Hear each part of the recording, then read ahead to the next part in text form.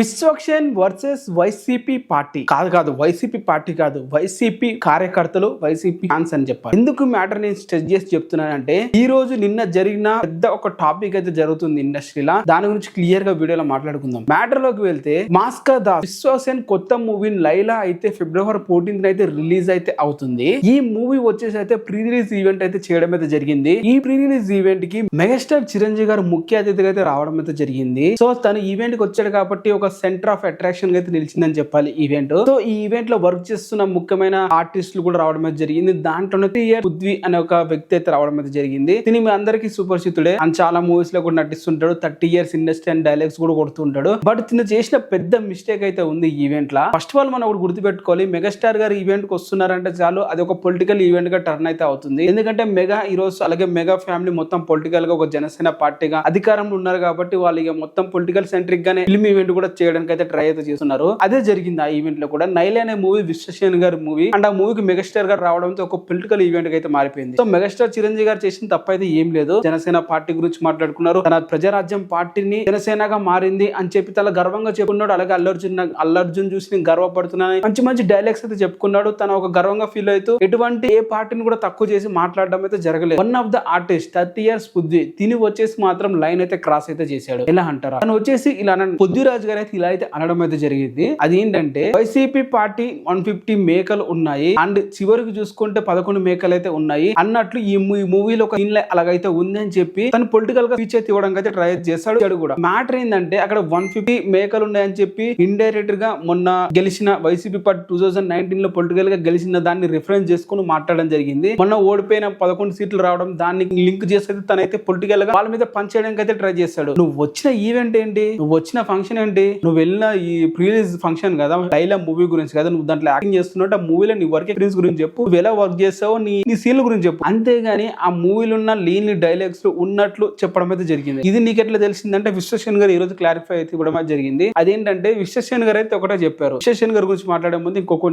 Topic కూడా చెప్పాలి. అదేంటంటే, ఈ పృథ్వీరాజ్ గారు ఆ మాటలు అన్న తర్వాత తన స్పీచ్ ఇచ్చి వెళ్ళిపోయాడు. సో ఇక్కడ వచ్చేసి వైసీపీ ఫ్యాన్స్ కి అయితే, వైసీపీ పార్టీ వాళ్ళకైతే ట్రిగర్ అయితే అయ్యిందని చెప్పాలి. ఎందుకంటే వైసీపీ పార్టీ అనేది అయితే మనము జగన్ గారిని ఎంత ట్రోల్ చేస్తున్నా, జగన్ గారిని ఎంత చేసి మనం మాట్లాడుతున్నా కూడా తనకున్న ఫ్యాన్ బేస్ తెలుగు రాష్ట్రాల్లో ఏ పొలిటికల్ లీడర్ కూడా లేదు. మీరు ఏదో గుర్తుపెట్టుకోండి. పవర్ స్టార్ పవన్ కళ్యాణ్ గారు సినిమా ఇండస్ట్రీ నుండి వచ్చి సినిమా ఆడియన్స్ గా తనకి ఫ్యాన్ బేస్ ఉండొచ్చు, బట్ జనాల్లో తిరుగుతూ జనాల నుండి వచ్చిన ఫ్యాన్ బేస్ జగన్ గారిది. ఎందుకు అంటున్నానంటే, మన 2024 ఎలక్షన్ లో చూసుకుందాం, మన పవన్ కళ్యాణ్ గారికి 11% ఓట్ షేర్ అయితే వచ్చింది. అలాగే మన టీడీపీకి వచ్చేసి దాదాపు 40% ఓట్ షేర్ అయితే రావడం జరిగింది. రెండు కంబైన్ గా వచ్చాయి కాబట్టి 51 ఓట్ షేర్ అయితే రావడం జరిగింది. జగన్ గారి ఓట్ షేర్ ఎంతో తెలుసా, 42% ఓట్ షేర్ వచ్చింది. అంటే 42% ఓట్ షేర్ వచ్చింది. ఆ 2 పార్టీస్ కలిపితే 51 ఓట్ షేర్ వచ్చింది. అంటే డిఫరెంట్ 9% మాత్రమే. సో అంటే ఓట్ వేసిన 2.5 కోట్లలో 1.5 జనం జగన్ వెంటనే ఉన్నారు. జగన్ కి పార్టీ, వైసీపీ పార్టీకి సీట్లు తక్కువ వచ్చినా, లేకుంటే జగన్ కి ఓడిపోయినా కూడా 11 సీట్లు వచ్చినా కానీ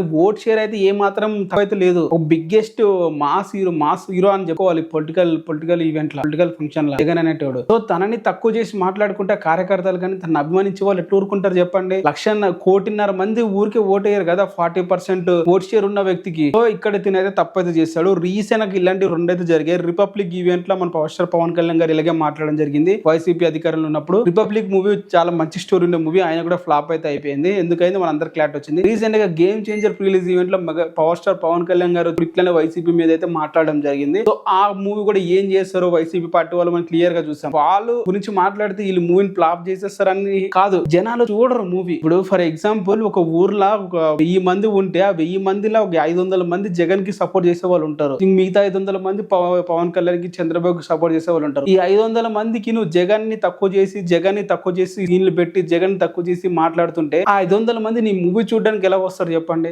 మొన్ననే ఎలక్షన్ జరిగినాయి. ఎలక్షన్ జరిగి ఒక 2 years కూడా కాలేదు, 1 year జరిగింది. ఓడిపోయిన దాంట్లో వాళ్ళు ఉన్నారు. ఇప్పటికి ఓట్ వేసిన దాంట్లో కూడా చాలా మంది గెలవలేదని ఫ్రస్ట్రేషన్ లో కూడా ఉన్నారు. అలాంటి వాళ్ళని నువ్వు ట్రిగర్ చేస్తూ గెలుగుతూ ఉంటే వాళ్ళు ఊరుకుంటారా? ఊరుకోరు కదా. లైలా ఈవెంట్ కూడా అదే జరిగింది. పృథ్వీరాజ్ గారు ఆడిన మాటలకి ట్రిగర్ అయిన వైసీపీ కార్యకర్తలు, వైసీపీ ఫ్యాన్స్ ట్విట్టర్ లో ట్రెండ్ అయితే చేయడం జరిగింది. మాక్సిమం ట్రెండ్ కంటే మామూలు ట్రెండ్ కాదు, దాదాపు ఇప్పటికి 1,00,000 ట్వీట్లు పడుంటాయి. 1,00,000 ట్వీట్ల వరకు అయితే పడ్డాయి అనుకుంటా. విశ్వక్సేన్ గారు వీడియో బయట మార్నింగ్ ఇచ్చేటప్పటికి 25K ట్వీట్స్ అయితే పడ్డాయి. బైకాట్ లైలా మూవీ అని ట్రెండ్ అయితే చేయడం అయితే జరిగింది. యూజువల్ గా ఈ హీరో మూవీ కూడా ఒక బాగుందని చెప్పి ఇన్ని ఆశ అయితే ట్రెండ్ అయితే చేయరు. బట్ వాళ్ళు చూడకండి మూవీ బైకాట్ అని చేయండి, లైలా మూవీకి ఇన్ని ట్వీట్స్ అయితే పడ్డాయి, అది ఒక వైసీపీ కార్యకర్తలు వైసీపీ ఫ్యాన్స్ నుంచి. సో ఇక్కడ విశ్వసేన్ టీమ్ అలాగే విశ్వసేన్ హీరోగా ప్రొడ్యూసర్ సాహో గారు ఇద్దరు అయితే వచ్చేసి ప్రెస్ మీట్ అయితే పెట్టడం జరిగింది. ఈ ప్రెస్ మీట్ లో వాళ్ళు చెప్పింది ఒకటి, మేము ఆ పృథ్వీరాజ్ గారు ఆ వ్యక్తి మాట్లాడేటప్పుడు మేము అక్కడ లేము, మేము చిరంజీవి గారు వచ్చారని చెప్పి మేము బయటకి అయితే వెళ్ళడం జరిగింది. ఆ గ్యాప్ లో తనైతే మాటలు మాట్లాడాడు. తను మేము ఉండేటప్పుడు ఆ మాటలు మాట్లాడుంటే మేము అది చూస్తూ